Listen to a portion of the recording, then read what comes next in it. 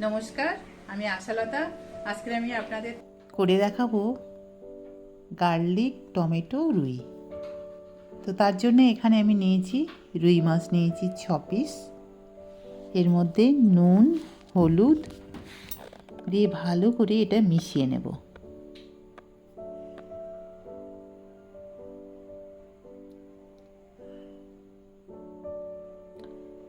তো এটা মেশানো হয়ে গেছে, এবার এটা ভেজে নেব। তো এবারে দেখিয়ে দিই একটা মশলা রেডি করতে হবে। তো তার জন্য আমি এখানে নিয়ে নিচ্ছি কিছু রসুন। যেহেতু এটা গার্লিক দিয়ে বেশি করে বানাবো, তাই জন্যে রসুনটা একটু বেশি লাগবে। তো রসুন নিয়ে নিলাম কিছু, আর নিচ্ছি এখানে শুকনো লঙ্কা। তো ঝালটা সবসময় নিজেদের স্বাদ মতন ব্যবহার করবেন। তো আমি এখানে 5-6টা শুকনো লঙ্কা নিয়েছি। আর লাগছে এখানে গোটা ধনে, গোটা জিরা, টমেটো। এটা একটা খুব ভালো পেস্ট বানিয়ে নেব। আপনারা এখানে লঙ্কা, জিরা, ধনের পাউডারও ব্যবহার করতে পারেন। এবার এদিকে কড়াই গরম করে সর্ষের তেল দিয়ে দিলাম। সর্ষের তেলে একটু নুন আর একটু হলুদ দিলাম। হলুদ দিলে কি হবে, মাছ ভাজার সময় মাছটা ছিটকাবে না, আর নুন দিয়ে দিলে কড়াইয়ের গায়ে মাছগুলো লেগে যাবে না। তো যাই হোক, এবার এটা গরম করে মাছগুলো ভেজে নেব।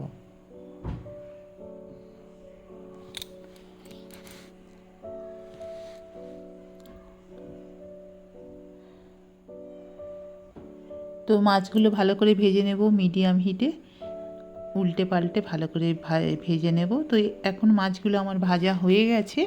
তো মাছটা এবারে তুলে নিতে হবে।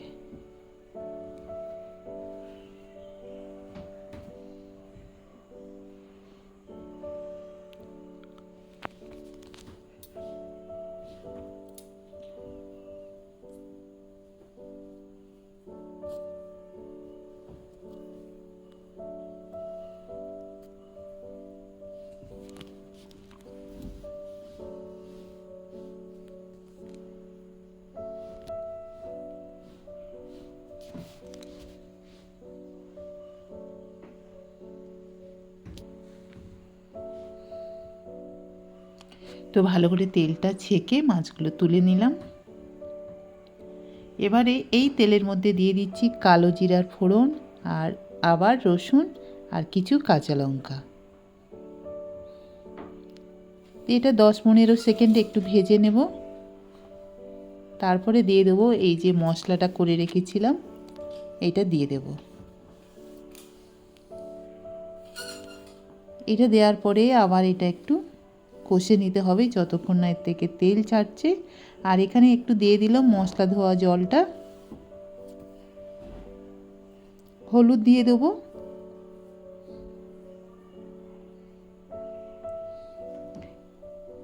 এবারে এটা কষতে হবে যতক্ষণ না মশলা থেকে তেল ছাড়ছে। নুন দিয়ে দিলাম স্বাদ মতো। তো এবারে দেখতে পাচ্ছেন মশলা থেকে তেল ছেড়ে দিয়েছে।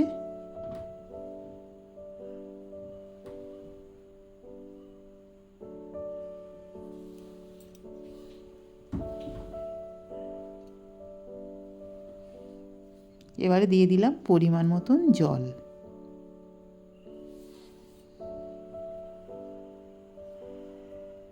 জল দিয়ে এবারে যতক্ষণ না ফুটে উঠছে ততক্ষণ এটা ঢাকা দিয়ে রান্না করতে হবে।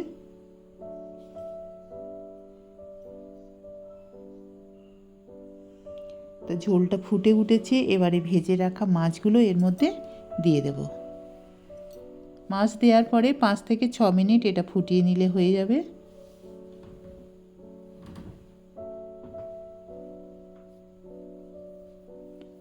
তো এবারে মাছটা ফুটে গেছে, 5-6 মিনিট ফুটিয়ে নিয়েছি। এবারে নামিয়ে নেব। তার আগে দিয়ে দিচ্ছি একটু ধনেপাতা আর কটা কাঁচা লঙ্কা।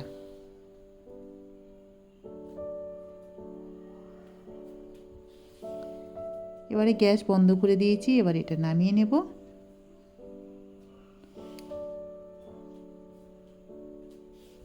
এবারে এটা গরম গরম ভাতের সাথে পরিবেশন করুন, দুর্দান্ত খেতে। আর কেমন লেগেছে এই রেসিপিটা আপনারা অবশ্যই কমেন্ট করে জানাবেন।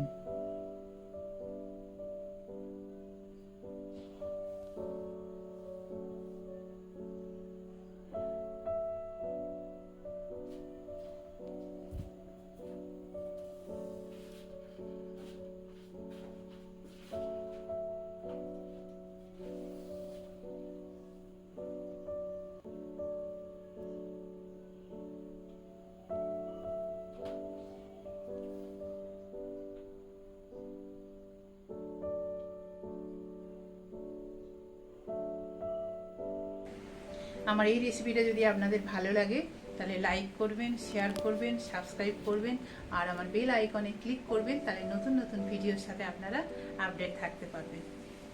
নমস্কার।